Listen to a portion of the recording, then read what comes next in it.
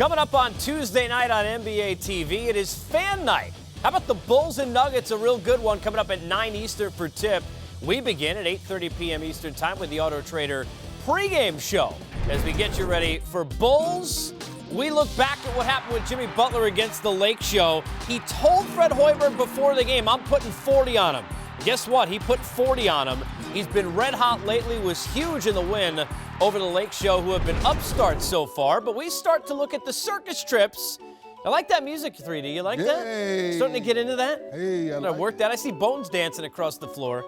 Last 5 years in the circus trips, this is as good as you've seen with the 3-1 start. And a big reason for that clearly is the fact that Jimmy Butler has been Jimmy Buckets here over the last few games. What are you watching with him that has put him kind of in this zone, locked in with 40 against the Lakers over the weekend? Key phrase is attack mode. I think being a part of USA basketball, being around all those superstars, he learned how they prepare themselves for the game. And then having a guy like D. Wade in training camp saying, no, Jimmy, go play your game. I'm here to help you. I'm going to be who I am. And now you throw in Rajon Rondo into the mix. Now he's throwing the ball ahead. Now Jimmy's getting the ball. He's attacking the defense, getting to the free throw line. You talk about that Laker game. How many times would he get in that paint, either get fouled or get a layup or dunk? Right now, attack mode for Jimmy Butler. We talk about two of the best players so far this year. DeRozan doesn't take threes. Butler going to the paint. Highest points per possession on the fast break this season. Only Kevin Durant is higher. But it's also helped him having Dwayne Wade.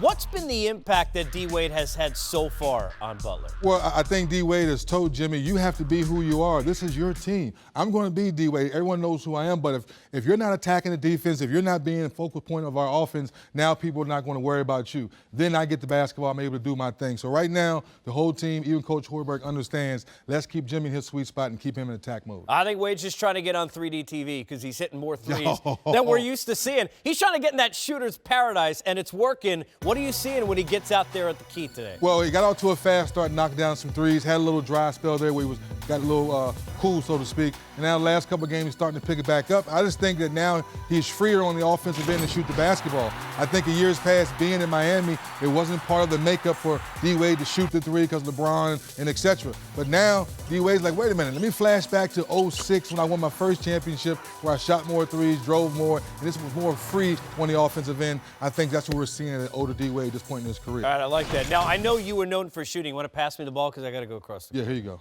right, thanks. Take it on over there. I got it. Now, we're going over to Bones here. Take a look because this is why they just want to walk to show. It's the only shot you'll get of me without somebody way taller.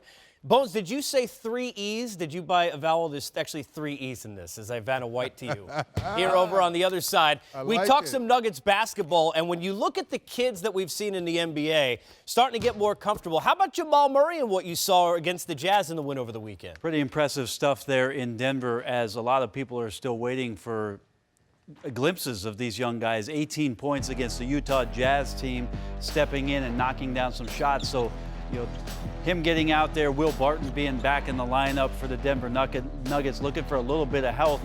But Jamal Murray is tantalizing because the other guy that we're going to talk about has struggled this year, and we'll get to Emmanuel Mudiay. But Murray looked good against the Jazz. He did, and having Will Barton back for Denver is important. Missed 9 games. Yep. Getting him back in the offense, they need options. Then you talk about Mudiay. We've seen the biggest quarter he's had this season, so we've seen the ups. We've seen the downs. There's a lot put on him. Doesn't exactly have the most help. What are you seeing in the progress? We talk about the process with Embiid. What's the process now with Mudiay? Yeah, I think it's really interesting what's happened for Coach Malone in Denver, because Mudiay was basically given the keys last year to go out and play. So he was going to make a ton of mistakes, was going to learn where it is that he could have been effective on the floor. And we'll take a look at some of the things where, at least one play, where we know he can be dynamic as he moves forward in this process. High screen and roll, the big guy steps up. As soon as the defender's behind you in this instance and you have the ball as a point guard, especially with the physicality that he could play with, you can go in and finish. What's been a little bit problematic for Mudiay is what the other teams are doing to challenge him, Casey, and that is this.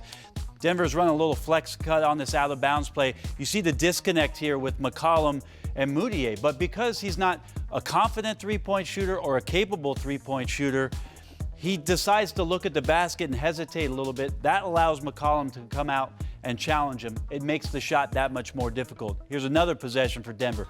Bad spacing. 3 Raptors get to Mudiay.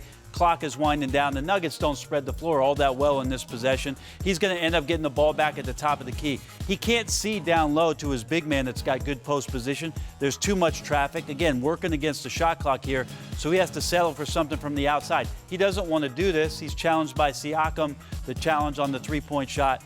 And it's just where he's struggling. He's shooting 37% from the field this year. If he's not turning the ball over, there are games where it feels like going 4 of 16 feels like more turnovers because there's not that kind of production from there. So Nuggets are in a really interesting dilemma. Good young players, talented young players that need time on the floor. Then you look at their veteran guys where it's Gallinari and it's Fareed and it's Chandler. So do those guys need to play the minutes to win games? Or do the young guys need that experience so you can accelerate their process? It's a tight juggling act for Coach Malone. I have another dilemma. How do you get #1 tennis player Novak Djokovic on the team? Because they have Nurkic and Jokic. Yes, I mean, it's the dynamic duo-ish, kind of.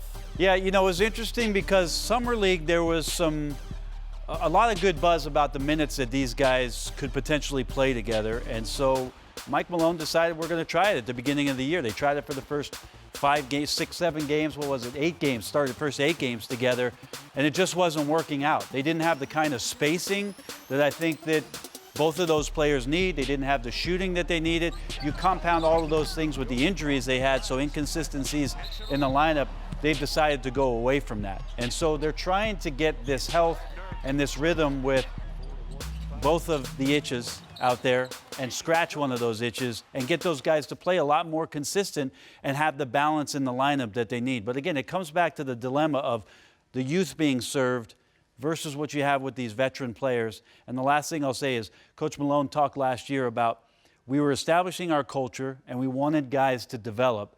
This is the year with health that he expects to put wins on the board. They're 5-8. If you looked at the games that they've lost, they've been very, very, very, very competitive. So they're close. We'll see if they start to get some consistency.